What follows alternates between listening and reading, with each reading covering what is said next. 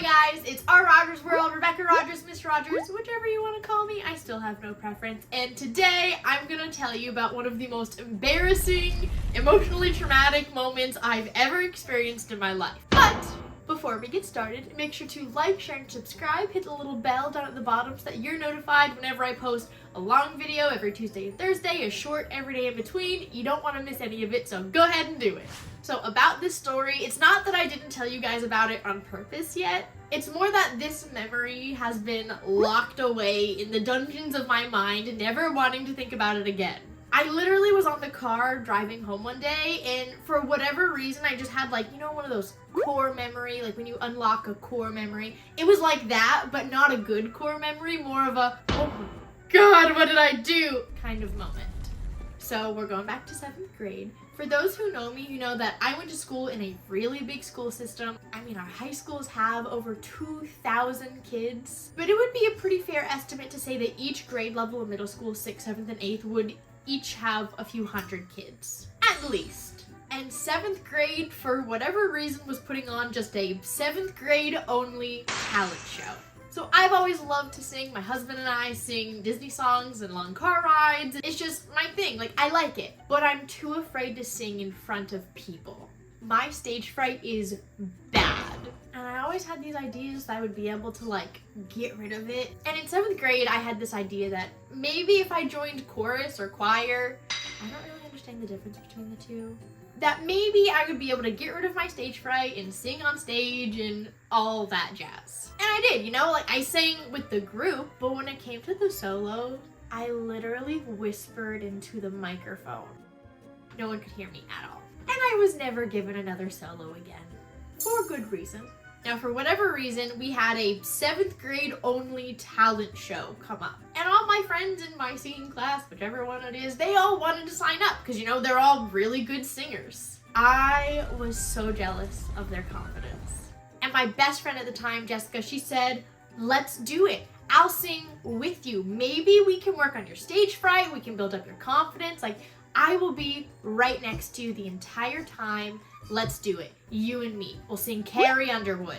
Took some convincing, obviously. I was not all gung-ho about going and singing in front of people, but I finally said, okay, I'll do it. I will sign up for the talent show with you.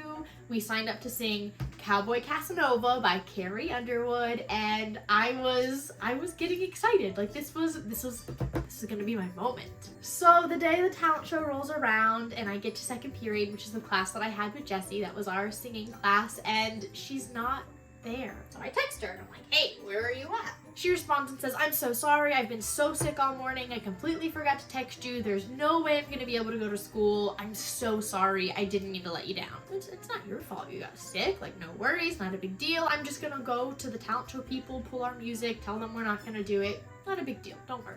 Another one of my friends comes up to me and is like, where's Jessie? So I tell her what happened and she's like, oh no, you're not dropping out. You've been so excited about this. I've been excited for you. I'll just see if I can perform twice. Of course, singing person, she was already signed up. She says, I'll perform twice. I'll go up there with you. I know I'm not your best friend like Jessie is, but it's okay. It's gonna be great. We'll do this. We're gonna do this. You're gonna have your moment. Okay, cool. So I go back to the talent show people and she convinces me because my confidence, it's going. I think this is gonna be the moment that I get rid of my stage fright. So I go back to the talent show people and I'm like, hey, we actually got it figured out. Here's our music back. We're gonna go. I'm just gonna go with this other girl instead of Jessie. Not a problem, right? Is that okay? They say, no worries, totally fine. We're all just having fun here. Well, apparently, when I gave them back the music to put it back in the lineup, they misplaced it. So it didn't actually go into the music lineup for the talent show.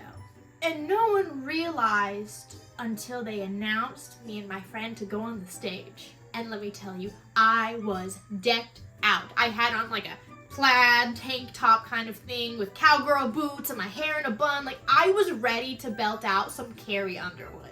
And I sit on the stage and my heart is pounding and I'm waiting for the music to go and it feels like forever. And then I realize it's actually been a while that I've just been standing here smiling into the crowd waiting for the music to start. And I look around and I see one of my teachers waving at me.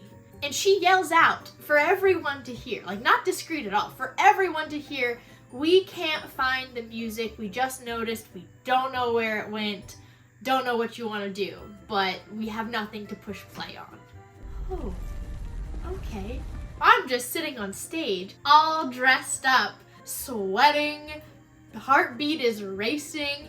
I don't even know what to say to this teacher. I'm just standing there looking at these hundreds of faces looking back at me, and someone in the crowd screams, Sing it a cappella! You don't need music!